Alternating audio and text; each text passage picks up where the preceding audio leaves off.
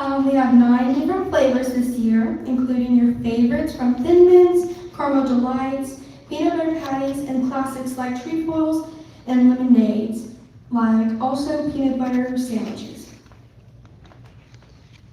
We have a new cookie this year. It's called Explore More. It is a Rocky Road inspired sandwich cookie. Cookie booth sales start this Friday, February 20th.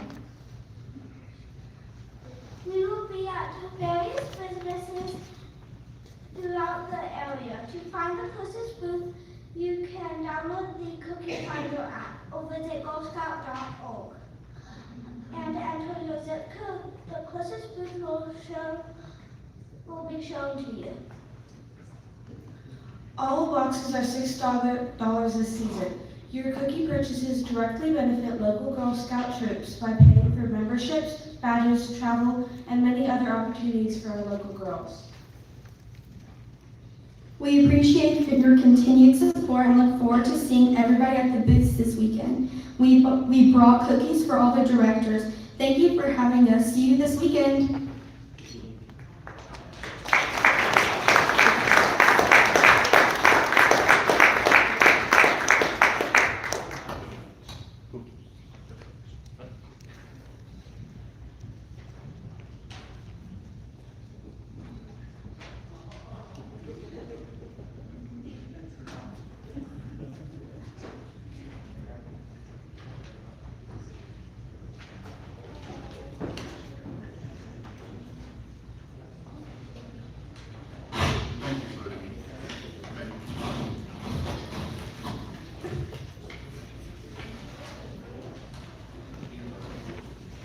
Sorry everybody, I had to fill out some paperwork for a minute. Hope I didn't leave you all alone too long. Let's give them a round of applause. Thank you so much.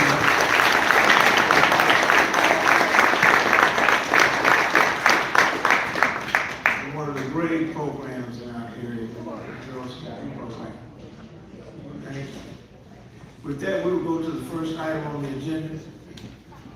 Thank you, Mayor. The first item tonight is an ordinance establishing accountability and disclosure standards for third-party intermediaries in city transactions.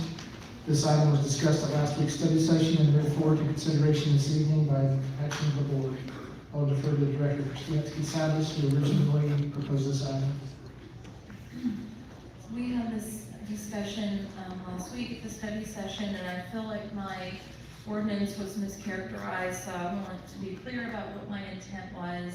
This ordinance is about addressing a gap in accountability. It's not intended to be punitive. When the board is presented with numbers, those numbers influence whether items pass or fail.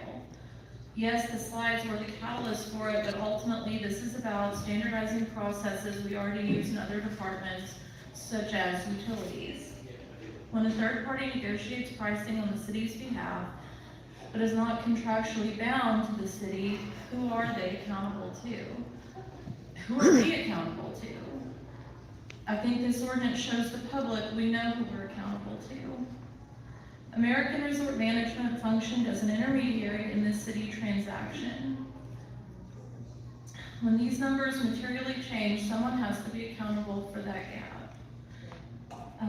Currently in utilities, when we get an engineering estimate, these numbers are supported by data such as market rates and unit pricing. Everything is documented. What I'm seeking to do is standardize that process across all city business. This ordinance does not assume bad faith. All it asks is that you certify to the best of your knowledge the information is correct and that your financial interest in this project is disclosed. Thank you. Thank you very much. Thank you. This time we'll ask for any citizens' comments, Madam Clerk. Well, we do have 6 individuals, the first being Kim Fodge. And each will have 2 minutes.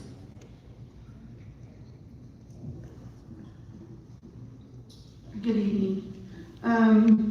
The purchase of the slides for the Parrot Island expansion has been a convoluted mess and will continue to be a mess because due diligence was not performed by administration or the members of the board. All issues that have occurred and concerns that have been addressed surrounding the purchase and installation of the slides go much deeper than teenagers and college students making minor transactional mistakes and for anyone to say that blame is being placed on them is disingenuous. There doesn't need to be additional irresponsible transactions to occur or instances where due diligence wasn't performed for an ordinance like this to be necessary. Once should be enough to warrant safeguards are put in place and to ensure that this does not happen again. Vendors that take issue with these safeguards are vendors we should not do business with. Honest and reputable businesses should not take issue with a party ensuring that their interests are protected. City directors have an obligation to the citizens of the city, not to third-party vendors or buddies where backroom deals are made with. If members of the board have an ounce of integrity, they will approve this ordinance. And if not, then that speaks volume about where their duty lies. Thank you. Next, we have Lane Williams. He is running against me for mayor. Good evening, board. I agree with Ms. Lodge. I believe that this ordinance does need to be passed. There was some discussion some time back about the sanitation department had raised some funds and they were going to build a wash station. I remember when that came before the board and was going to be voted on, and I believe it was discussed that for $1.5 million they were going to build this wash station, and it was discussed that it would be fully equipped and all that, and then through the conversation of the meeting that night, come to find out it was not going to be fully equipped, and y'all did vote that down. There's several things like this that I believe have happened in the past. Just in the time that I've been here, things haven't been fully disclosed, and I believe we need full disclosure on those things. So I believe the ounce of weight that hopefully somebody Yes, will I'll be speaking gain in just a moment. after continuing to not own up to how to be responsible. Hopefully you will gain that tonight and you will pass that, because it doesn't take much to admit that mistakes were made. Everybody sees it. Everybody sees it. Thank you. Next, we have Carl Nevin.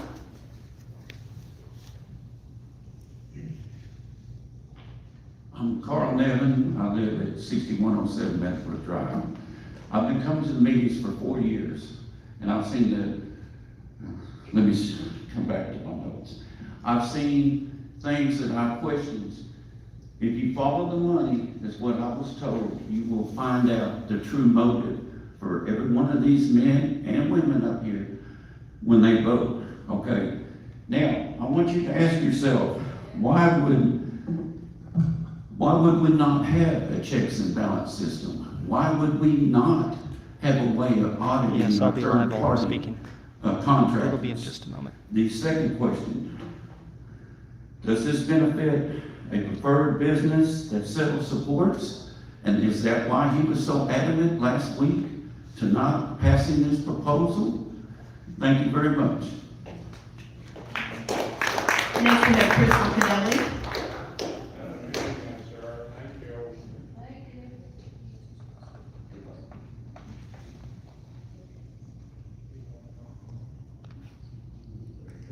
I don't know what's causing that glitch. Good evening, board.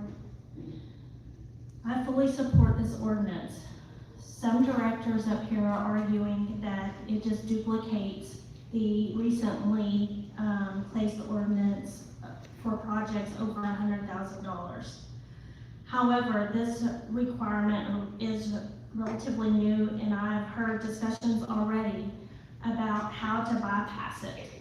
Unfortunately, the majority of this board has demonstrated poor financial judgment, as evident in the Parrot Island slide fiasco.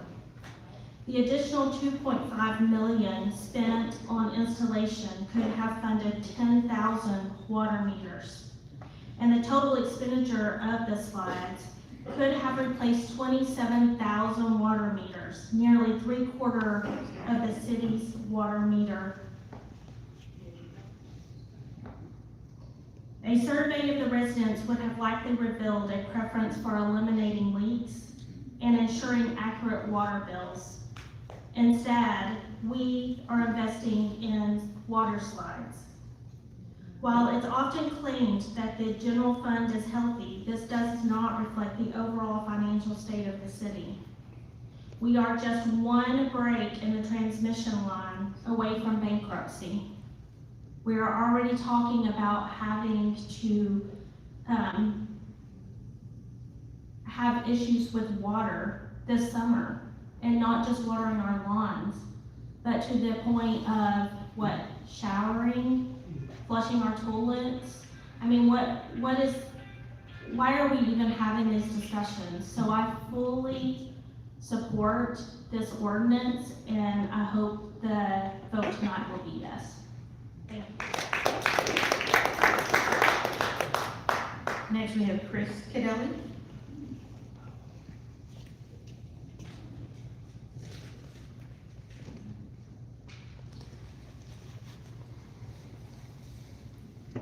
Good evening. As a disgruntled taxpayer and a lifelong citizen of Fort Smith, I would like to express my support for this ordinance tonight. I very much appreciate Director Christina Katsavas taking the initiative to address the numerous failures involving the Parrot Island Water Park slide addition. It's been reported this proposed ordinance would be an obstacle to corruption and mismanagement.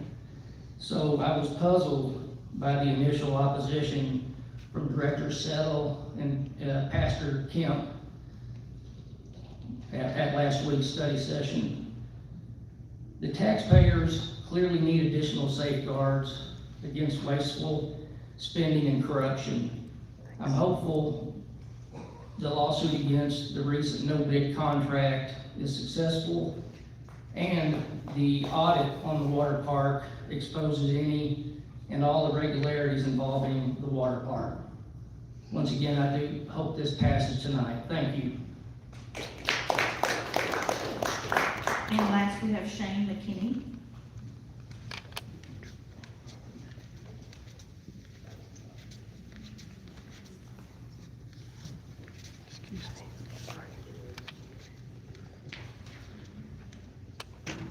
All right, everybody. So when I'm handling something that's dangerous, it often has a warning label on it. I was working with some fiberglass insulation. I'm still itching from doing that today. If I have asbestos in the house, there's a warning label. It seems kind of common sense that if you guys are going to be handling millions of dollars in bills and agreements, that going through in advance and disclosing and figuring out all the things you might need to be warned about would be in all your best interests. Right. I think that would prevent a lot of the discussions that have dominated this room for the last 3 months that I'm sure you're as sick of hearing as I am about talking about it. Why would anybody here want to have a less safe political environment?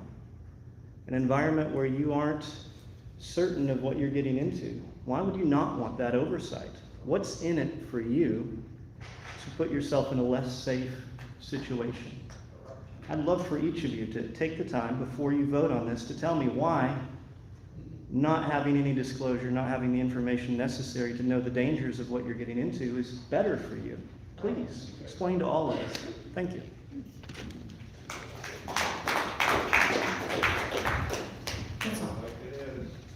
Thank you very much. At this time, we will entertain a motion to adopt the ordinance with suspension of the rule. So moved. Second. Madam Clerk, read the ordinance. An ordinance establishing accountability and disclosure standards for third-party intermediaries in city transactions. Okay, thank you. This time we'll entertain comment from the board.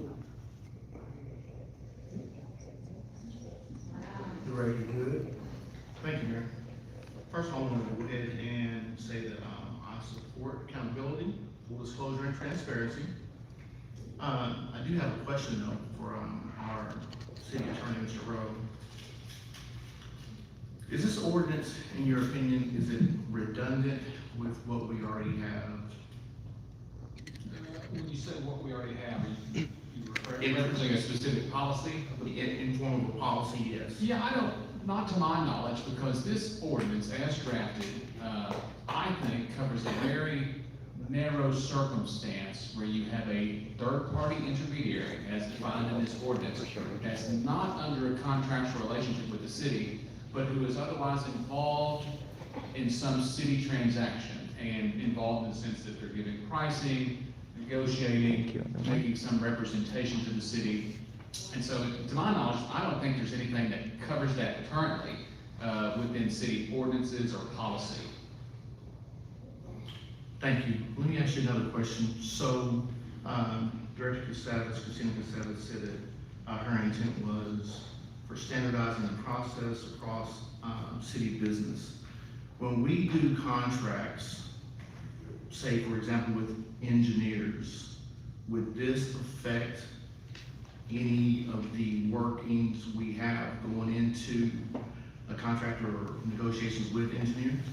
I don't think so, because as defined, third-party intermediary means it's an entity who's giving some sort of information. We'll say it's pricing estimates to the city about a city project, but it's not under contract with the city. So in your question, typically, the city is engaged with engineers under contracts. I mean, the city contracts with engineers all the time on projects. So if the city has a contract with an engineer or any other party, a construction company, those would not be third-party intermediaries under this ordinance because they're contracted with the city, and the city would look to its contractual obligations from that party instead of a third-party intermediary certification under this ordinance.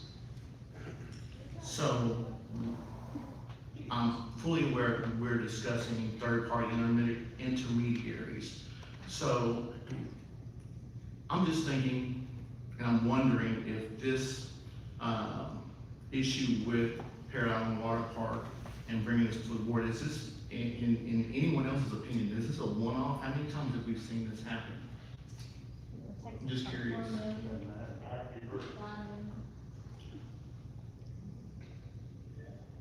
$8 million worth? Okay, I'll just make that statement that I just believe this is a one-off. But again, like, I have no problem with supporting this ordinance, particularly, again, when it comes to full disclosure and accountability. Good job, Greg. Thank you. Director Kemp. Thank you, Mayor. I prepared a few comments, and if we can actually have a good discussion around it, then perhaps I can change my opinion on this. But I want to be clear, I support transparency, and I support accountability, and I support protecting taxpayers. My concern is that this ordinance was an overcorrection that creates unintended consequences. The language defines third-party intermediaries extremely broadly, which I guess one thing I'll stop for a comment here, Colby, as you're talking about third-party intermediaries. It includes in the language consultants, operators, management companies, and advisors, even when they're not under contract with the city. That seems to be a pretty wide net. Well, it's those entities only when they're not under contract with the city. Because again, if the city has a contractual relationship with a party, it's a broker, contractor, advisor, whatever that entity looks like, if that entity is under contract with the city about the project, whatever it is, they're not a third-party intermediary. I mean, they're directly involved in that point. And, you know, my legal opinion would be the city should always want a contractual relationship with the party it's dealing with. You don't want to, I wouldn't want to rely on a third-party intermediary certification, I mean, which is, it's fine if it's there, but the better mechanism is to get a party under contract where you know what their obligations are, and if they fail to fulfill those obligations, you have contractual remedies, you know, civil suit for breach of contract or what have you. So if this ordinance was previously enacted prior to discussion about anything about water slides, and we found ourselves where administration was bringing this proposal forward, and the board, which did receive emails and things of that nature where it said the word estimates and all that, had we had this ordinance in place, what could have been the city's potential action to take because this ordinance existed against ARM? So we went back in time, the ordinance is in place, and that's exactly ARM right. operated under this ordinance, meaning it gives the disclosure requirements under the ordinance. You know, there's a certification of accuracy that's provided, and all those benchmarks are met, and then still yet you know, the estimate isn't spot on and very good. You know, I don't think it obligates any third-party intermediary to be correct. It obligates them to operate in good faith and in fullness and essentially without bad faith and fraud. And so I think, you know, if the third party gets it wrong, you know, the city would be left with showing you didn't, you know, you weren't operating in good faith and fair dealing, and we can look back to you, third party, for the losses the city incurred because you didn't meet your requirements under this disclosure, under the third party ordinance. So let's say our arm for this discussion is simply saying, I know where you can buy slides for X amount of dollars. And that checks out, that you did able to do that. And then what drives this project way out is engineering cost. Are we saying that we would go back to the company that knew where we could buy slides and hold them accountable on the engineering cost? Only if, you know, in this third-party intermediary ordinance is that you'd have to show, because what they're certifying is the information is accurate to the best of their knowledge. No material facts have been omitted. The intermediary is not providing misleading information. I mean, I think a third party could do all those things and still get it wrong, you know, by negligence or otherwise, but that doesn't mean they're misleading or that they've intentionally omitted something. I mean, we could spin hypotheticals, but that's gonna be the requirements that the city would have to look to if it's gonna look to a third-party intermediary under some certification for relief if something goes wrong. Thank you. I'm going to continue my statement here. I think this creates practical issues. It may trigger legal actions around duties that don't currently exist under Arkansas law. It can slow down procurement timelines because now every transaction requires, although I'm hearing it may not require, but it does require certification by the city attorney and procurement before approval. It introduces potential liability exposure that increases insurance costs. That is not property insurance. That is liability insurance that companies carry in a litigious world that we live in. And it treats cost estimates, which are inherently fluid in construction and capital projects, as their fixed guarantees. I mean, these are things that I could go on and clarify. I'll save my other 2 pages of notes. I guess I'm just not understanding if this was enacted prior to this discussion, what could the board do because of this ordinance? I mean, for me, I was a second and was voted yes on the $100,000 review on all CapEx because it does bring to question some of the people in the crowd that the regular attenders pointed out. We were able to catch some things and talking about it. What would this ordinance really capture? That's what I guess I'm after. It makes sure that the information brought to the table is correct. I mean, that's what it does. This is not an overcorrection, this is a correction. So if this, and we're doing hypotheticals, if this had been in place, ARM would have to disclose their financial incentive to sell us those slides, and they do have a financial incentive.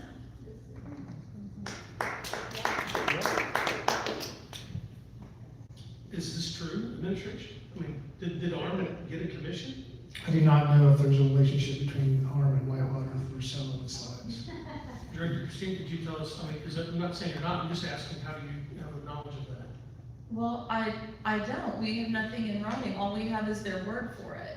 But we do have them on the first page of the Whitewater contract, and we do know that they spent get $4.2 million without a contract. The profits of the water park. So they do have that financial incentive. I believe they got a commission or some sort of compensation for the slides. That's my belief, but it would be, if they didn't, it would be nice to have that in writing saying they did not. All we've got now is their word for it, and that doesn't hold up in court. Thank you. George Savage. Yes, sir. Let me ask you this hypothetical. If ARM could buy the slides for, say, $1 million,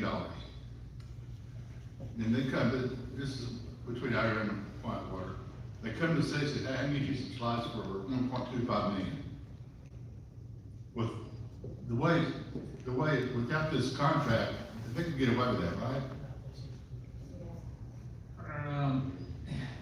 So, I mean, they're not obligated to say what they, you know, what they're paying for, what they're charging us. okay, but I agree with you.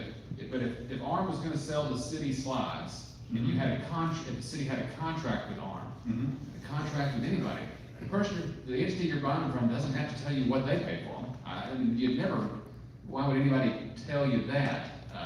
You know, But do we have a contract with them to buy the slides? with ARM? Yeah, not to my knowledge. We had a contract with Whitewater, Whitewater West, we did not have a contract. The only, to my knowledge, the only contractual relationship between the city and ARM is with respect to, and even the county's involved, with respect to ARM's operation, being the manager of Parrot Island Water Park. That's the contractual relationship between the city/county and ARM. There was no contractual relationship with respect to tiering slides. So do we have recourse? Against ARM right now? No, without this what Christine's proposing, can you? So if this was in place, you know, kind of in line with Director Kemp's questioning, if this had been in place, you know, the ARM would have had to abide by this, or, you know, disclose the things that are required under Section 3. And then, if its certification turned out to be wrong, if it provided information that wasn't accurate to the best of its knowledge, if it misled the city, if it knowingly omitted something, then I think, if those factors are met, then the city can look, you know, you'd have recourse, and saying, well, you violated your certification, your disclosure requirements. The city's got recourse, whether that's a, you know, fraud claim or whatever it is. But yes, if those facts were the case, you'd have some sort of recourse, because you'd be saying, you violated this certification that you submitted to the city. See, I think, I'm gonna vote for this, of course, but I think this protects the city and also protects the taxpayers, because it's their money. You know, I think they deserve that. Okay, thank you, Toby.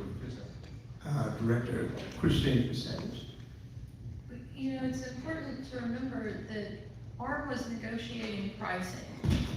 And that came up on August 6th of 2024, 41-minute mark. You can go back and watch it, when Director Rigo was talking about putting the deposit down, or down payment, and Director Settle was in favor of that. He said, this gives us time to sharpen the pencils with Drew, who's the manager, the water park with American Resort Management, sharpen the pencils with Drew and the team. Does the money come down? Can we talk some things out? They were absolutely functioning as a third-party intermediary in this deal. I believe they had a financial incentive to sell us the slides, and I think that we need transparency going forward. Thank you. Director Rigo. Thank you, Mayor. And I wanted to say thank you to Director Katsavis for putting this together and having it out here for us to consider. I think very, very often we spend, you know, we're an executive and a legislative body, and there's not enough legislating and written ideas put forward from amongst ourselves for us to consider. So however the vote goes, I'm very grateful for the work that you put in and the effort that you made to put an ordinance out there for us to consider. My question is for Colby, because I'm really trying to understand. I believe very much that the way Section 3 and Section 4 are written, that number one, any business, any serious entity, any serious third-party intermediary desiring to do business with the city or consult or any of the uses or tasks described would abide by Section 3 and by Section 4 to the best of their ability. And to circle back on the hypothetical game, I think ARM would have, if this was in place, abided by Section 3 and Section 4. My question, my hang-up I have, because I don't just want to add paperwork to the code of ordinances to sort of say we did something when it doesn't actually accomplish the thing that we're wishing for. I have real struggles and doubts as Section 6 is written. If we assume good faith of people's participation in Section 3 and Section 4, how you would ever actually enforce Section 6? How would you prove that someone's estimate was not made in good faith? And then what would be the balance between the legal effort that would go into trying to prove a Section 6 violation versus the actual outcome you would expect, the success rate you would expect in outcomes. Can you speak a little bit to your view of the enforceability pathway of Section 6? Yeah, I think as to the latter part of your question, to me, the path forward, if the city found itself in this scenario where a third-party intermediary did not abide by certification, it's going to result in civil litigation. I mean, to me, no doubt about it. You can obviously say, third-party intermediary, we think you did the city wrong and you owe us X amount of dollars. Outside of that, but they're not, if it doesn't pay, you're bound for civil litigation. And then to the first part of your question, how do you prove it? How does that look like? Well, that's the stuff of what civil litigation is always made of. Discovery, depositions, document review. I don't know how that would play out, but that's presumably how you do it. You interview the parties, you figure out what they knew, when they knew it, and what was told, if it was right, if it was wrong, and does it prove the case or not? Would you say that it's generally, in your experience with the law, that it's generally difficult to Thank you for the gift. prove in a reasonable way in a court of law that someone knowingly omitted material facts or knowingly was intentionally off base on an estimate in a malicious way? I don't think I could say generally one way or the other. It's always going to depend on the facts. I mean, the best case scenario for a plaintiff is there's some linchpin smoking gun document that helps prove your case. Outside of that being there, it just depends on what the testimony of the pertinent players involved. So, it would just depend on the facts, whether you're going to win that lawsuit or not. Thank you. Director Casares. I think what this does is it inspires people that if they're quoting as figures, they have something to back that up. Just like with an engineering estimate, they know how much pipe costs, they know how much fitting costs, they know how much labor costs.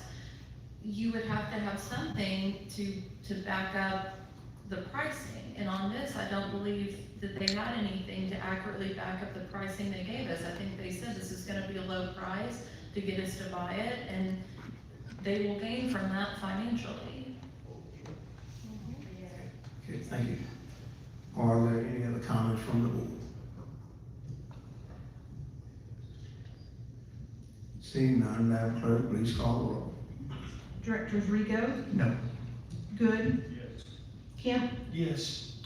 George Katsakis, Yes. Christina Katsakis, Yes. Settle, Yes. Martin. Yes. Motion passes 6 in favor and 1 opposed. Thank you, Richard. At this time, we'll entertain a motion to adopt the emergency clause. So moved. Please call the roll. Before we go on, Yes, go ahead. So this does not allow us to go backwards, correct? This is only going forward. I'm sorry, I didn't hear This ordinance only allows us to go forward, not backwards. That's correct. It's not effective I was retroactive. terrified it would go Nor do I backwards. think it could be. He's the most corrupt out of all of them. We have a motion and a second. Madam Clerk, please call the roll. Directors Good, Yes. Kemp, Yes. George Katsakis, Yes. Christina Katsakis, Yes. Settle, Yes. Martin, Yes. Rigo. No. Motion passes 6 in favor and 1 opposed. We'll go to item number 2. Item 2 is an ordinance amending the 2026 operating budget and authorizing the appropriation of $150,000 of unobligated general funds to provide spay and neuter vouchers for 2026. The spay and neuter vouchers the city offered in 2024 and 2025 were widely used. Funds were not included in its adopted 2026 operating budget to continue this program. The board asked that this item be revisited at last week's study session, and the board then asked that this item be included on tonight's agenda for consideration. With that introduction, I'll refer to the board's discussion, and either myself or Mr. Bufink can address specific questions about the program to the board. Thanks. At this time, we will ask for any citizens' comments, Madam Clerk. Yes, we have 9 individuals, the first being Joe Elskin. And each will have 2 minutes. Thank you for what you do. For this ordinance, I just wanted to remind you that it's really beautiful outside. The cats and dogs are getting busy. I would like, therefore, to suggest 3 things: that you add an emergency clause, and that you advertise widely, and maybe possibly asking animal control for recommended neighborhoods. Just really go after this. Thank you. And I also wanted to thank the mayor for stating that personal attacks are not appropriate for a city board meeting. Fayetteville doesn't allow them, other city groups do not allow them. Personal attacks create anger, they do not create solutions or cooperation. So thank you for your service, every single one. Next, we have Kim Fodge.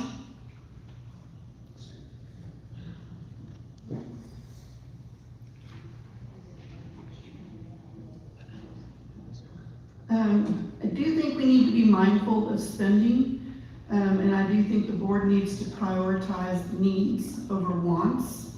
And as someone who had to spend their own personal funds to spay and neuter feral cats in our neighborhood, I think this is a great need for our city.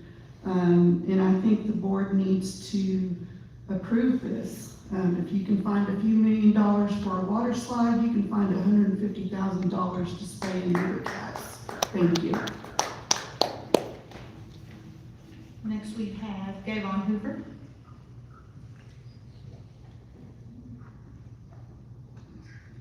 Thank you. I'm the Executive Director of Kitties and Canines Pet Resource Center in Fort Smith. We organized 15 years ago to open our clinic in response to the overpopulation of animals in this area, the River Valley, and our city. Since that time, we have provided affordable spay-neuter surgeries. Yes, and Megan, now we absolutely. offer affordable wellness to our patients. We have been part of a national animal welfare movement, and our city is part of it. We see people and talk to people all the time who are concerned about animal welfare in our city. They are upset about seeing animals, strays in the city, animals that have been hit by a car, animals that can't get into animal control. So we came to the board a few years ago, and I think I explained then I've been to Franklin, Tennessee to visit their brand new shelter. They had a program like other organizations, other cities in our country have, where the cities had offered spay-neuter vouchers. And they explained to me that if you will start this in your town and really give as much as you can to it for the first 4 to 6 years, you will see a marked decrease in the number of animals around your city. We feel like our citizens are already seeing it just within 2 years. Thank you, Foster. After 4 to 6 years, you'll see another significant increase in year 8 through 10. We want to tell you how much this means to the citizens. We get the privilege of serving our citizens who come into the clinic. Many of them are on fixed income. Many of them are elderly. The greatest joy in their life is their animal. Thank you. Oh, and Robert. Yeah, 2 minutes up, but you're right. Mayor, can I make a motion to extend our time? Okay, how much? A couple minutes. Thank you so much. Okay, what's the wish of the board? That's fine. Go ahead. We see it in their reactions and in the gratefulness that what you've done as a board for them. Because the greatest joy in their life is that animal, and they're able to go home knowing that their animal is spay-neutered, it's not going to reproduce. It has its rabies, it has a microchip, so if it gets lost, it's coming back to them. We see people come in that have found an animal on the side of the street. A lot of times we see a mother and their children after school. They're so excited. They found an animal, they're gonna take care of it. If we can find the owner, they'll send it back to them. If not, they're going to keep it. So it doesn't have to be on the street. They don't want it to get hurt. They're grateful to be able to use the voucher to get that animal spayed, neutered, microchipped, and rabies. And now, with the successful program that you've implemented in Fort Smith, we're seeing our surrounding cities doing the same thing that this board has done. They're calling and saying, we're going to do some vouchers. And they're stepping up and doing what we've done here. So, with that said, I guess I would like to say to you that when I first came, we asked for $250,000 a year to get us through that first 4 to 6 years. We spent all of that the first year. The second year, we were given $150,000. Last year, we only got to August, and I can tell you that we have a waiting list of people waiting for the money to be approved again. So we hope that you will hear the voices out there in our community and know that everyone is good here in our city. We see the good of people picking up animals and doing the right things, and they want our city to continue to be a good place to be. And I think by and large, we have good people here that do the right thing. So if they have expanded their voucher, we can get it to them, especially in those residence areas that are most in need in our community. And we thank you for your service and what you're providing. Thank you. Madam Clerk. Next, we have Pam Weber, who has also provided some information that I'll distribute while she comes up.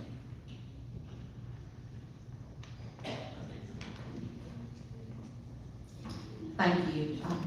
I've been involved with animal welfare since I was in my early 20s.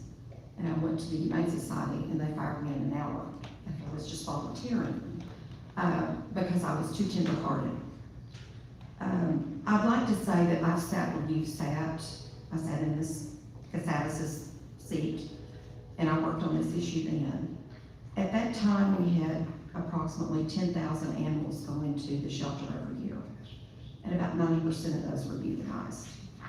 I talked to the shelter today and asked for their numbers, and this last year they had 1,800 animals. They adopted 239 dogs, 352 cats. They returned 164 dogs to their owners through microchipping and other things. They returned 6 cats. They transported about 730 dogs and cats out of here. Then they euthanized. Now, I asked the girl, I said, and she was very nice and very helpful. I said, how many animals did you have to turn away at the shelter this year? And she said, more than I can count and more than we took in, probably about twice. So we still have an issue here, and I've sent you a handout. The little dots on there are where we, as Kitties and Canines, used your money last year. And those are where people live that spayed and neutered a cat or dog. And so you can look, they're by ward. And yes, there's a lot of dots, but we still have a lot of work to do in this area. And I'll ask you to fully fund this and really take this as a priority. You spend $1,600,000 on animal services and the shelter every year. If I took 1,800 and I divided that into 1,600,000, you're spending about $889 for every animal picked up. You're spending $556 by the time I take the shelters and divide it by 1,800, their budget. You're spending $556 an animal for every animal that goes into that shelter by their budget. So I think sometimes I remember that a wise professor in a class that I took told me one time, not everything on your balance sheet and your income sheet is an income or expense. Some things are investments. And what we're asking you to do is invest in the future. Invest so that my children and grandchildren don't have to pay taxes to take care of this problem that we should have taken care of years ago. That's all we're asking you to do, and we're so happy, I am so happy that I get to be at Kitties and Canines to volunteer and meet the people that Kayvon talked about coming in. And they always say, you know, this is really the best thing the city has ever done for me. And the one thing that they have given me that has really made a difference in my life. Now, we all know that the standard things like utilities and those that you give are good, but this is something that really touches people's lives. Thank you, Pam. Thank you, It's good Mayor. to see you. It's good to see you. and- Appreciate your service. And I just want to, I want to say one more thing. We live in divisive times, and I appreciate every one of you for what you're doing, because you're on the front lines. Thank you for doing what you do. Thank you. Madam Clerk. Next, we have Dr. Ashley Smith. Okay, again, we're gonna ask you to stay within the 2 minutes. We've got a lot of people who want to speak. So I am the veterinarian at Keys and Canines. I have been in animal welfare since I was a freshman in college. That's when I first started volunteering at a high volume spay and neuter clinic. And that's when I decided I was going to go to vet school and I was going to do high volume spay and neuter. And that's been my goal since then. I've now spayed and neutered over 16,000 animals. And I hope to continue to do that for the rest of my career and well into my senior years. And I really hope that this board will help me do that by providing these vouchers for our community. It really does make an impact on these animals' health and well-being. We see a huge decrease in roaming behavior, which is gonna get these animals off of the streets. We see, obviously, the intended effect of preventing unwanted litters, which is gonna keep many animals off the streets and out of our shelter. And then the added benefit of having our rabies vaccines and our microchipping to get these pets back into their homes. And with our rabies vaccine, you're not only making these animals safer for our community, but you're protecting the people in our community. We've seen a drastic increase in rabies in the past 6 months, with a human case from a dog bite in the US already this year. So having that be available to our community is a, very beneficial health incentive for our pets. And I just want to thank y'all for even considering this and having this as an option for our community. Thank you, and thank you for choosing Fort Smith. Madam Clerk. Next, we have Gary. Oh my goodness, I do not want to tear up your name. That would be me. Yeah. Hello, members of the board. This is my first time addressing you. So I know at least one of you has an issue with funding on this. Okay, so I'm going to ask that a member of the board put this matter to a table and take care of issue number 3 first. Use the funds from last year to fund this particular event. Next thing, I'm totally for this particular request. You can see I have my service dog with me. Okay, Baby was rescued by Artemis. Okay, she was spayed and neutered as part of that program, or spayed, I'm sorry. And now she is a rescue dog. Okay, I've invested a couple of $1,000s in her to get her trained up. And hopefully none of you have noticed that she's here, because that's pretty much her job. But I also think that this ordinance doesn't go far enough. Okay, I think that if we don't already, we need to have a mandatory licensing program in the city. I think we need to have a mandatory chipping program in the city. And I also think that there needs to be a city ordinance that anybody caught dumping animals gets hit with a fine somewhere between $1,000 and $2,500. Now, in the last 30 seconds, I'm going to address Administrator Dingman. I'm hard of hearing, sir. In an ADA request, I'd like the city to approve, you get the headphones that hook up to your microphones. I believe that to be a reasonable accommodation as provided by the ADA. In addition, I'm going to ask that Director Settle and Director George Casadas refrain from talking with your hands in front of your mouth. That limits the amount of volume that can go into the microphone. And with that, Mr. Mayor, I yield back the balance of my time. Thank you very much. Sir, I'll mention on your way back that we are already in progress of getting the loops we are in progress of getting those loops to connect the sound system for the hard of hearing. Madam Clerk. Next we have Dan Williams.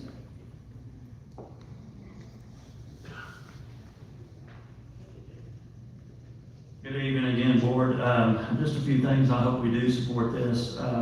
Just a couple suggestions. We now have roughly $38,000 a month that we're not paying for the city offices. You could find money there. I'm not sure what we're doing with that money now that you could get. Also, we have $250,000 that we're not paying the city administrator, that we haven't filled that position. There's $250,000 there you could get. If you wanted, you could contact the CBID and see if they would invest in it. I heard they invested $34,000 here the other night. Levon Morton, if he's on payroll, you could get some money from him. Or you could ask Mayor McGill to pay back some of the money that he had given to things. Next we have Crystal Cadelli.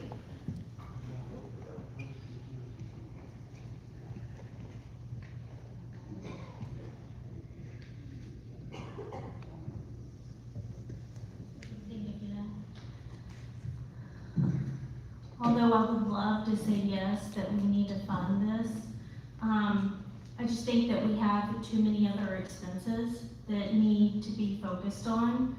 I love pets. I have 3 dogs and a cat. But I also had to take the responsibility of a pet owner for spaying and neutering my pets. Spaying and neutering is the cheapest part of being a pet owner. So if you can't afford to do that, then you probably shouldn't own one. I really think that our animal ordinance needs to be enforced more, and pet owners need to be held accountable for allowing their pets to roam or dumping their pets. You know, we said no to the Hamilton House. We heard that the senior citizen still has approximately 800 elderly people waiting on meals. We have families that can't afford to pay their water bills, and their children are going to school without bathing. I just think that unfortunately this is bad timing, and that we need to use that $150,000 for something else and hold our pet owners accountable. Thank you so much. And last we have Chris Cadelli.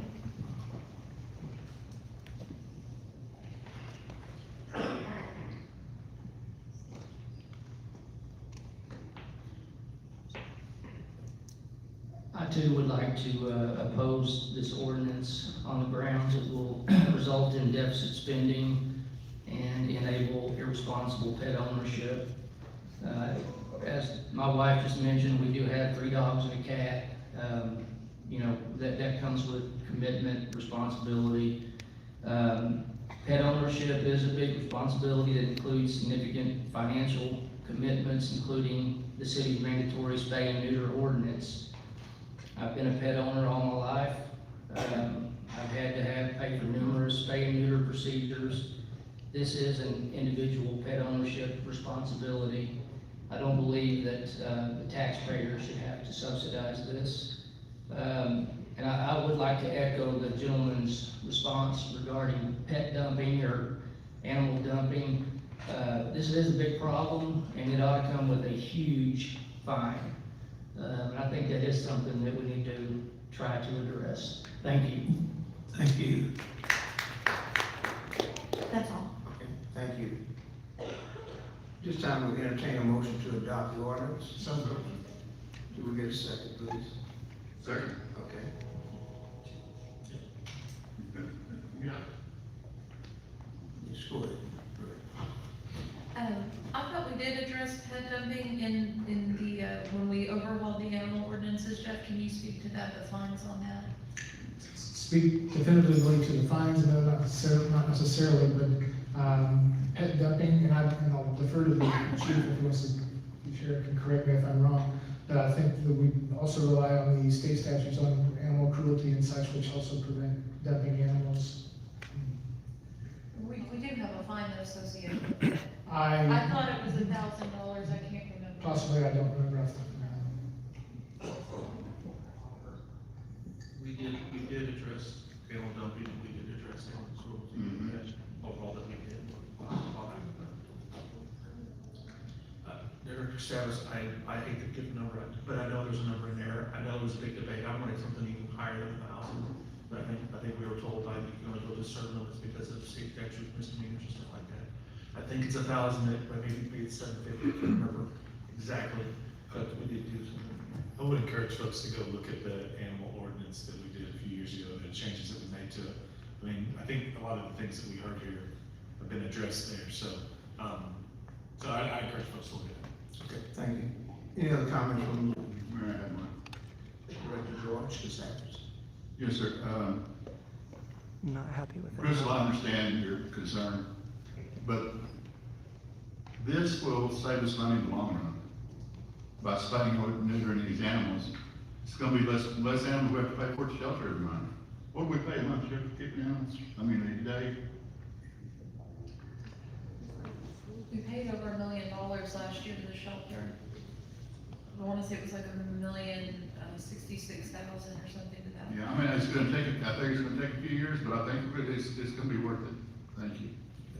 Thank you. Director Rego and then Director Good. A few things, just a quick Google on the animal ordinance we passed in, it was March of 2023, does have a fine associated for dumping, and that there's also microchip requirements in that legislation. And so enforcement's always something, that's, enforcement is always a goal of any ordinance on the books.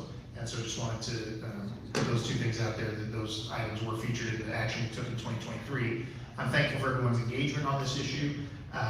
Just incidentally, the feedback that I personally received on this topic exceeded the feedback received on the water slides by a ratio of about 50-1. So I appreciate the engagement from folks.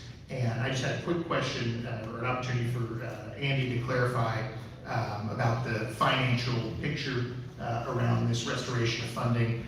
Would this restoration of $150,000 to continue a program we had underway, would this represent deficit spending? Can you tell us a little bit, vocalize some of the stuff, again, that you shared with us about the current financial picture here in the city?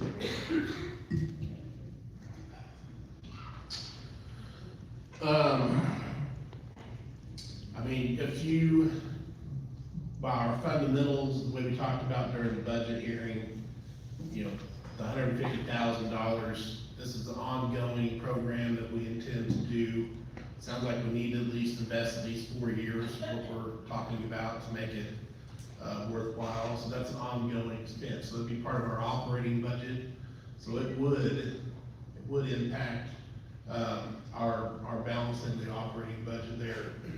There's other potential savings along the way that could offset that. Of course, the budget versus what the actual results are also gonna heavily depend on.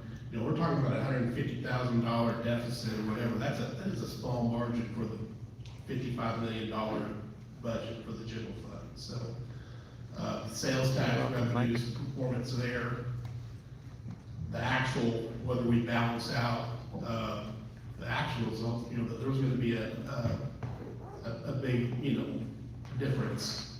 $150,000 plus or minus on the sales tax, that could happen in any single month, or we could triple that throughout the year. If we have some growth, so that's a big indicator whether we're talking about whether our projected revenues and projected expenditures balance. Well, I think the $150,000 would say no, they don't, but The revenues are a projection, so we'll have to see how that turns out. There's other budgetary savings that we can manage to realize along the way as the year goes on as well. Sure, I guess to follow up on the fiscal impact of the proposed items, the document dated February the 13th, that you shared a version with us last week and then an additional email version since then. You know, to your point that you just made, you know, the budget savings ultimately were indicated for 2025 versus what was originally planned to be spent or projected to be spent was over $10 million. Is that correct? Right. Okay. Yeah, let me just, clarify that. Yeah, I did update the fiscal impact statement that I think we presented at the study session last week to include the spay and neuter program and also the update on the carryover carry forwards. So, we still end our projected fund balances for 26 with these carryover items and the 150,000 for the voucher program. We end at 19.6 projected fund balance for general fund, which represents 32% reserve. Street maintenance that's 7.3 at 62, 30.1 million for water sewer, that's 42% reserve, and $10 million solid waste, which is a 38% reserve. Thank you. Director Good, and then Director Kemp. Thank you, Mayor. I'll start with saying, Mr. Gary, I don't think we got your last name. Gary and his dog is a baby. Yeah, made the statement that our current ordinance does not go far enough. And I have to agree with you. Since I've been on the board, we started out a decade ago with Pam Wimmerfeld and on the board, and the issue then was tethering. We started out going through the whole process of animal service, animal welfare, and it includes licensing, TNR, microchipping, spay neuter, tethering, transporting, and not to mention a host of animal rescues, groups and individuals. We talk a lot about irresponsible pet ownership, but be that as it may, the problem lies, and I think that we are gonna deal with this problem for much more than 4 years. Again, we've been working with this issue since I've been on the board. So yeah, it's an ongoing problem, and we need to do whatever we can to address the issue, since we can't, make people do right by their animals. I work with a lady right now who took in 9 dogs and 4 cats, and she relied very heavily on those vouchers just to see that these animals are cared for. And the majority of people, that's what we do. We genuinely care for these animals. So again, this is just not an issue about animal care, animal welfare. This is also a public safety issue. I've had too many calls, particularly on the north side, with people being chased by hit dogs, dogs that are just loose, dog bites. It's bad. So we need to do whatever we can to address the problem. And again, I'll say we should fully fund this. Thank you. As I've thought through this process, we're looking at the balanced budget and things of that nature. When you look back at the budget hearing, the budget document, there was items up at the top to consider whether we would put them in the budget or not. You put a no or yes by it. At the time, I saw that as no. My understanding was I saw it for what it was, but after, obviously, as Director Rios pointed out, the amounts of communication the board has received on this is exponential beyond anything that we've considered so far in my time being on the board. Obviously, the community's given us feedback of what they are asking us to consider. I see it as an investment, as a non-reoccurring investment. I'd like to see it evaluated every year.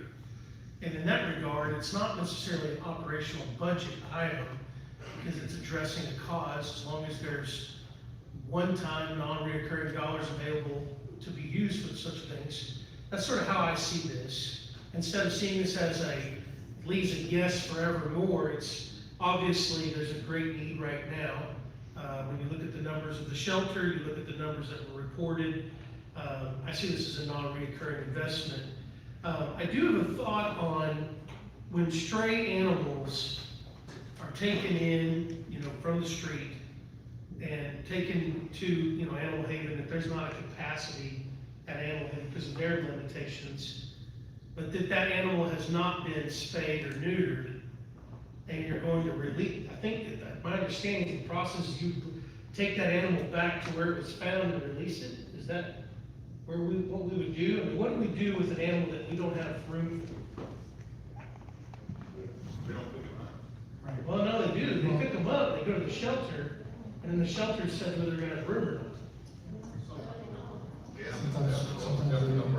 I'd like to talk about this, because my question is, as we're coming up, perhaps obviously these animals, if they're going to be released back or something, and they're been spayed or neutered, perhaps these are the ones we should be addressing with these vouchers, so that we're not just releasing this animal back out there. What's the process, Chief? First of all, we wouldn't do that. I hope that there's not many instances of that, because technically we would be breaking the law by doing so. Okay. There's usually a communication that occurs between the animal wardens and the shelter before they actually impound the animal. If the shelter's full, the warden just doesn't impound the animal. So what is he, say this dog is on 12th Street, they just leave it? There's nothing else for us to do with it. So my next question then would be, what if that animal has not been spayed or neutered? Could we incorporate a practice to that animal at least would be treated by a veterinarian under the? If we pick the animal up, we have to do something with it. The shelter would have to take it. I mean, we can't just take the animal, spay or neuter, then turn it loose. Yeah, obviously there's a tension there, and I hear stories, like we're hearing tonight with Miss Hodge, and people have very caring hearts putting personal dollars on the table and wishing this was available. And I guess I'm sitting here thinking through, the shelter has a limitation, and is there a way that these animals that aren't, through poor ownership, are out there roaming and they haven't been spayed or neutered? Is it requiring that a resident picks up that stray animal and then they would have to go through the process? Well, it's not required, but we certainly have a number of citizens out of the goodness of their heart that are doing that. They're sharing the load of sheltering these animals. It puts us in an untenable situation. And the public sees sometimes, they call about a stray animal and no action is taken, and it's not because we don't want to, we can't. So we bear the brunt of that many, many times. Has the board in previous years ever explored and discussed the mandatory licenses? That was something that was brought to my attention by a resident, and that if you do that, that could also offset the, $1 million+ for spending on animal care. I'm a firm believer that an ounce of prevention is worth a pound of cure. I believe that the voucher program is showing success. I share the same sentiments that we are seeing a reduction in the number of stray animals in Fort Smith. Now, whether I can attribute that to specifically the spay and neuter voucher program, no, but I feel as others do that it is having an impact. I appreciate your comments, and I share your sentiments. I guess I'm asking though a different question. When we talk about, it seems like this is not enough, has the board ever explored a mandatory licensing fee for animal ownership?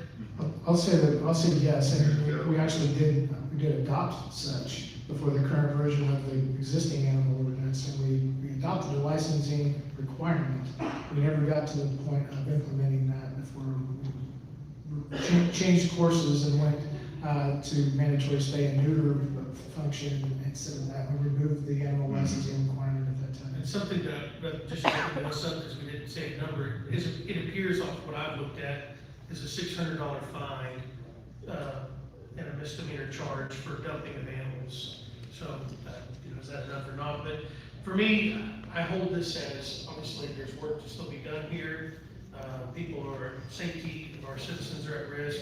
I see it as a non-recurring investment. Thank you, Mayor. Well, there is a breeder license requirement in the ordinance, that's $1,000 annual fee. That's correct. The licensing was put in, it never got taken off because we were trying to do it automated, it just never got taken off. We had a third party coming in, it just never took off. We took that out of the ordinance. The mandatory spay and neuter is only for dogs that are roaming, animals confined to a house or to a gated fence or on leash. You did not do spay and neuter, only for dogs that if you allow to roam. That was what we all negotiated and got to that. So just that's history. But we did have a license back then.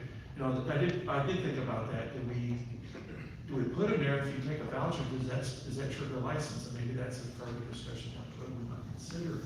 Do we say the voucher starts a licensing thought process? Just thinking through it. The logistics is hard for me to consider. So Mary, I'll go on to my next. Director Neil Martin and then Director Sell. Jeff, so, $150,000 is what we're requesting to be allocated, which will take us negative for the year, from an operating perspective. I emailed you guys earlier today to ask, is there $150,000 offsetting that we have that could keep us at a flat budget? Well, I think there's a couple of different ways to answer that question. I think ultimately, yes. There are ways to manage a budget, and the board has requested, and we will do quarterly budget review meetings, and we will examine revenues and expenses through that period of time and see how we're managing the budget to that balanced point. But specifically, jumping back through the line items and identifying specific items where we could cut the existing appropriations to allocate those dollars instead to a spay and neuter program. I think that we could do that. Yes, sir. Well, I think we should. I mean, we've already had a couple of items that have come before the board after the budget was passed. And I was a no on those items as well. Or I was a no on those items. I just have a difficulty with us agreeing to a balanced budget and then making a decision that takes us under. So I hear a lot of what's going on. I'm torn. I understand the long-term impact of this stuff, and I really want to stay balanced on our budget, and I want to be able to make sure that we make whatever decisions we need to make in order to be able to stay balanced and stay in line with the budget that we passed at the end of the year. So that's kind of where I'm sitting right now. Thank you. Director Sell. I think Director Chavez just asked me, I'll answer it, Christine, for everybody. What does a licensee do? I think the city of Greenwood has a licensing program they passed, and they get funds on a yearly basis to put back into the coffers to help with animal control. I think that's a big deal with it. So some cities do that. Some cities have a licensing program where you got the $10 a year for every animal you have in your house or whatever the number is. Some cities are higher, and then that turns around and they use that to put back in the coffers to help pay for vouchers or animal control. Jeff, the only thing is this, Josh is doing a good job as communications director, but I don't think he should be the voucher person. So if this does get approved, I'd like the administration to back up the plan to us, and if it means we gotta, potentially add some help or a part-time person or something to do this program, let's do it right. But Josh focus on communications, let's put the animal voucher program alongside. So, Thank you, Director Rico. Thank you, Mayor. I just want to say as a point of clarification for the audience, the ordinance as it's written before us appropriates the $150,000 out of the general fund reserve balance. So it's not taking something and saying this should be on the operations side that we've had balanced. So that's just sort of a different perspective to look at it. And my question would be, operationally speaking, is this something that we're looking to, sort of have parceled out equally across the remaining 10 months, or is there A lot of sense of how controversy we around want spending to, money, but this needs to happen. manage the allocation? Not for us to decide necessarily, but want, to be mindful, so that we make sure that this amount of money, is what takes us through the year. You wouldn't want to necessarily have a situation, if it's at all possible to avoid, where, 6 or 7 months from now, it ran out, if you will. Sure. Just keep that in mind. Sure. Okay, thank you. Any other comments? Mayor, I have a quick one. Directly to. The little vending lady, good, I need to ask you a question. Or doctor, or surgeon, I don't know. Dr. Ashley? Dr. Ashley? What's your name? I'm sorry. I should have known. In your professional opinion, how long will we see results from the study? How long will it take to see a reduction? So I've read a couple of studies on it. You studied other towns that have the tax payment, correct? Yeah, so there are a couple of pretty good research articles out there that are about programs like this. A few that are successful and a few that were unsuccessful. Funding being the biggest factor in whether they were successful or not. And majority of them, it is around year 5 to 6. That is when you can see when the community saw a significant difference. Now, obviously, before that, we can look at numbers and start to see a difference. So around year 4, if you start looking at your intake numbers or even just the use of the voucher program, you'll see that start to decrease. And then around year 5, 6 is when the community will start to see a difference. And then around year 8 or 9 is when you start to be able to reduce how much you're putting into that financially, because you've reduced the amount of unwanted litters in the community. Yeah, we pay how much a day at the shelter, Jeff? Do you remember anybody know? It's like $35 a day. I think it's more than that. Per animal that we pay every day. Up to 5 or 7 days, isn't it? 5 days, I believe. So 5 times 35 is 150 for 5 days per animal. That adds up. To a lot. Okay, we'll keep spending. I plan on it. All right. Thank you. Director Christina DeSantis. Well, I would just add quickly, I think it's important to frame this is something for the community. These vouchers go to individual people, and then they're able to take them and use them at vet clinics that participate, or kitties and canines. This isn't something we're doing specifically for an entity, like we do with the shelter. So I think it's important not to conflate those things. Thank you. Any other comments from the board? Please call the roll, Madam Clerk. Directors Kemp, Yes. George Katsakis, Yes. Christina Katsakis, Yes. Settle, Yes. Martin, Yes. Rico, Yes. Good. Yes. It's approved, 7 in favor and 0 opposed. Thank you. Let's go to item number 3.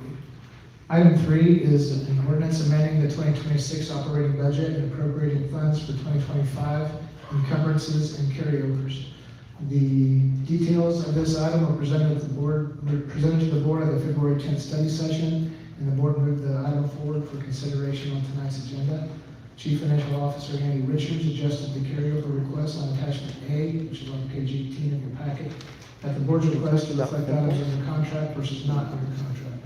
The carry forwards on attachment B represent items encumbered by 2025 purchase orders. Mr. Richards will offer his comments and stand for questions.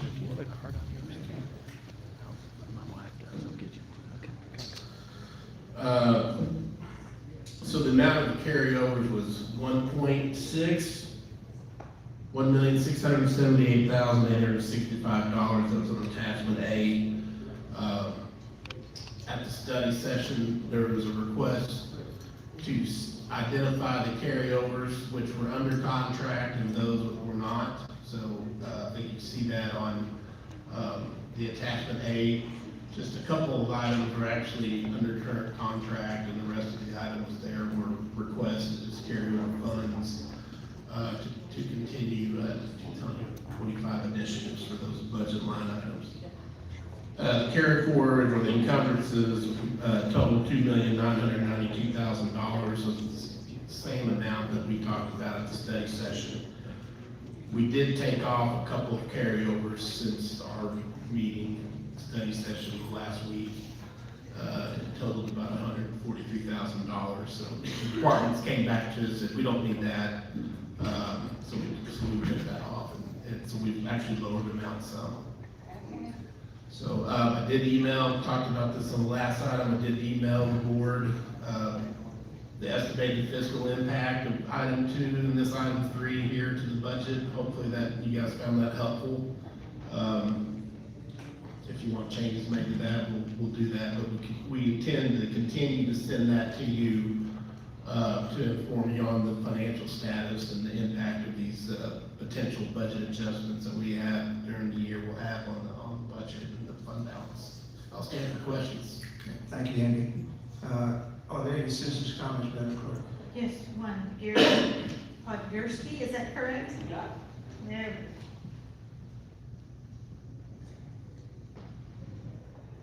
So, first of all, I concur. I think you guys should go ahead and do this, but I also thought you should have did this before you did the last thing. Thank you. I mean, like, incredible, really, you know, thanks, Josh. All right. This year it's a no-brainer. I mean, you know, this just should happen. I just wanted to put that out there. Thank you very much. Are there any other citizens' comments, Madam Clerk? No, that's it. This time we'll entertain a motion to adopt the ordinance. So moved. Second. Thank you, please. Citizen, I'm sorry, board comment. Okay, Director Sell. Thank you, Mayor. Andy, I like the fund balance that we got, the fiscal impact. I think it shows where we're at. I'd like to, get that monthly, it's really good.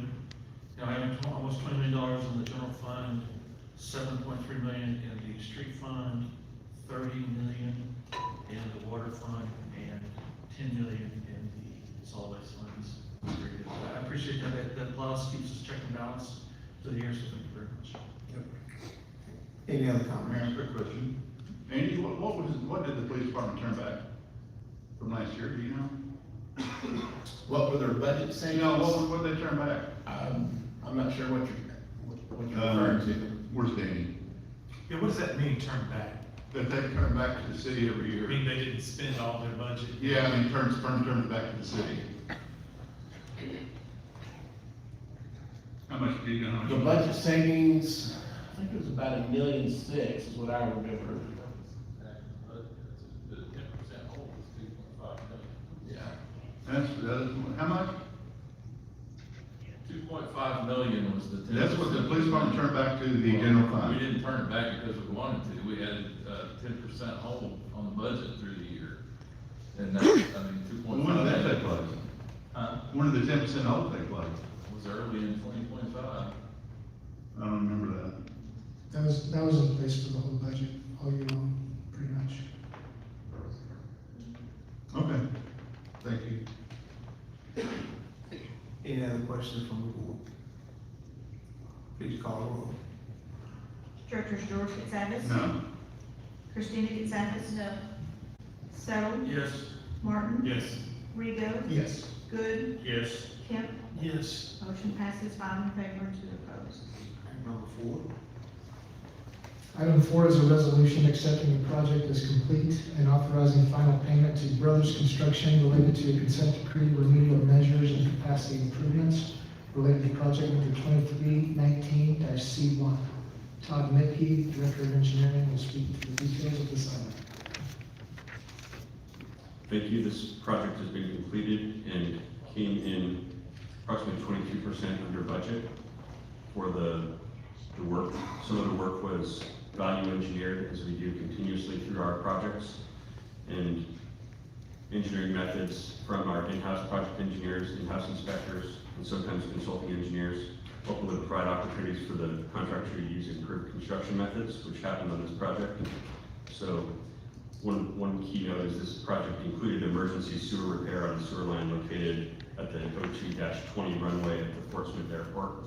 So that was included in the budget savings, and normally those types of emergency emergency repairs are very expensive, so we were lucky the contractor was able to handle them, and we were able to work those into the project, so. The final project cost, $6.189 million. And I'd love to answer any questions you might have. Thank you very much. Citizens' comments, Madam Clerk. None indicated. We need a motion to adopt the resolution. So moved. Second. Thank you. Are there any other comments from those? Director Neal Martin. Yeah, this is awesome to see, 1.8 million under budget, 23% of the contract amount, so great job to the team and the folks that are doing the work, this is awesome. This is what we want to see as we are, doing consent decree related projects, so awesome job, thanks everyone. Okay, thank you. With that, please call the roll. Directors Christina Gonzalez, Yes. Settle, Yes. Martin, Yes. Rigo, Yes. Good, Yes. Kemp, Yes. George Gonzalez. Yes. Approved, 7 in favor and 0 opposed. Item 5. This item is a resolution accepting the project as completed and authorizing final payment to Humbard Contracting related to consent decree remedial measures and capacity improvements related to project number 23-15-C1. Mr. Mickey. This project was originally awarded for $3.5 million, and we brought it in at 1.951 million dollars. So 44% under budget, approximately 1.5 million. Mind you, a lot of this work for deep repairs that were identified during construction are going to be deferred to a future consent decree project. So not all of that is raw savings, it's just going to be needed to put into another project now that we have better data to allow effective bidding from the future contractor. But I'm proud of our in-house inspectors and engineers for working with contractors, and many of our contractors are always on board for value engineering. Any citizens' comments? Motion to adopt. Appreciate it. Thank you very much. Second. I've got a petition that's going to be finished finally on Monday. Director But Settle, it's to change our city Yes. government from Martin. administrator to Rigo, mayoral form Yes. of government. Good, Yes. To eliminate the city Yes. administrator George position. Gonzalez. I don't know if you know Christina much about Gonzalez. that Yes. details or whatever. Approved, I would like to 7 in speak favor, about it 0 because Item it concerns 6. This item is a resolution authorizing acquisition of sewer utility and permanent access easements associated with consent decree capacity improvement project number 23-15-C1. Mr. Mickey. These easements total approximately $22,000 and are for 6 properties. Okay, thank you. Any citizens' comments? None indicated. We need a motion to adopt the resolution. Second. Thank you. Any board comments?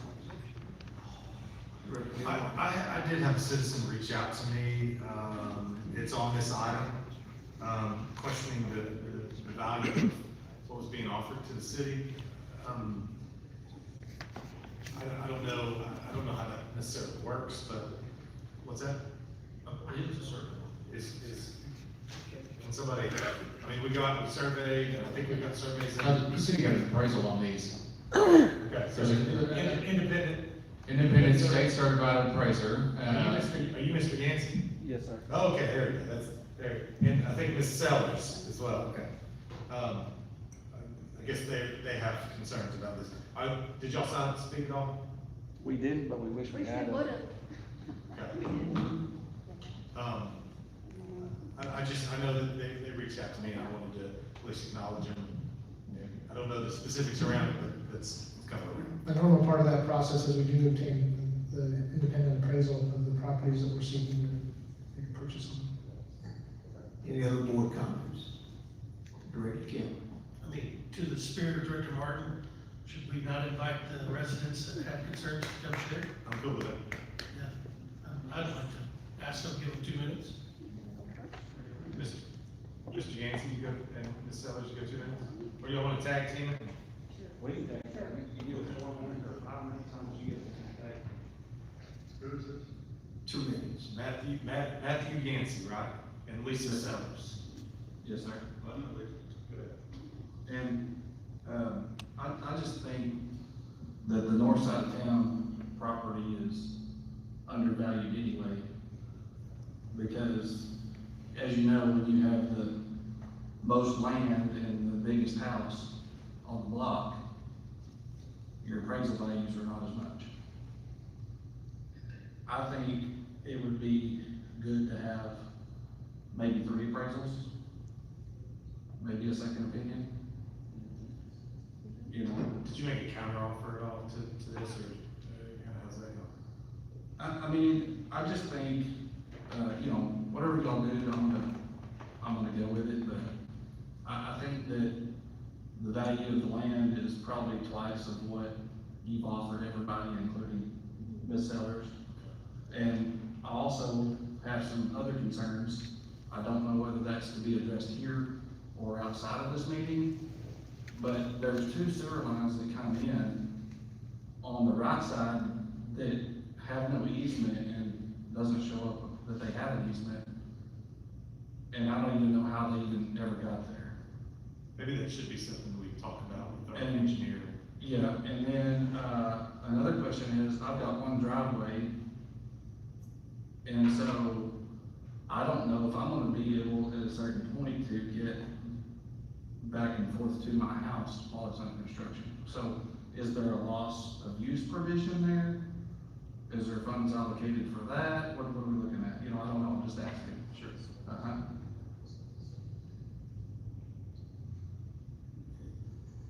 Did you had some other issues? Yeah. Did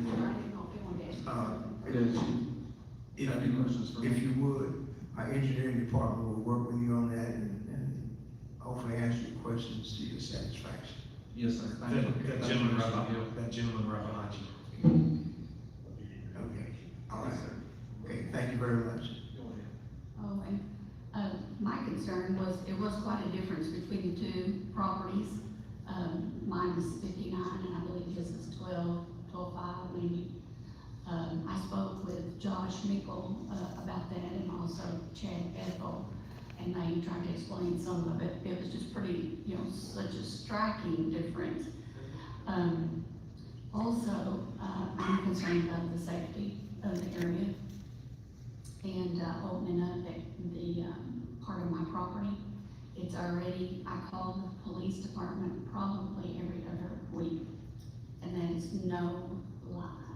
Every other week, especially on the weekends, and a lot of times I've noticed on Wednesday mornings, there's shooting. I've called so much, I guess they caught a few of them, and now I can hear they're shooting with like a silencer, trying to muffle the sound. I count the sounds, it's like automatic. I wake up automatically, I have the police number on my phone in my contacts. And I guess it's deer poaching, but, and then driving up and down Riverfront Drive, and it's like, it's a standard conversation I have when I call in. It's like, well, what's the address of the shooting? And I'm like, well, there is no address, it's between Williams Lane and Gerber Lane. And it's, well, can you describe, and that's what's on the quarry, the rock quarry, and it's like, well, what's a quarry? The police department has asked me, and I'm like, well, it's a body of water. But, it's just kind of it's a different area. It's nothing like any, you know, I don't guess anything else. I grew up on Matthew Yancey's property. That's where I grew up. So if that easement's not there, my dad probably had something to do with that back in the day with the city director's pen. So I mean, I've been connected to this area forever. But the shooting has never been like it is now. And I can explain it. I'll hear 5 consecutive shots, like, you know, I'm starting to try to learn to identify my rifles now. Is it a pistol, is it a rifle? So my concern is because once. Let's go in here because the conversations aren't friendly for social media. Social media is not a big fan of what she's talking about. So they're almost finished. Pretty much everything went the way we would have expected. I'm glad that the funding for taking care of our pets has been made because we have a lot of stray animals, and knowing that we're going to be able to continue to do vouchers, I think that's a big win. But note the resistance to accountability from Rigo, the resistance to accountability when we're talking about Settle. Although he did vote for that accountability disclosure, He did so after there were already 4 yes votes, and he knew it was going to pass, and he definitely spoke and hesitated as though he was against it. These are things that we need to note and pay attention to. I'm going to go ahead and get going now. I don't think there's going to be anything else on the agenda that's going to be surprising. It's just some consents for things that have already been done or will be paid for. I love you guys. Bye.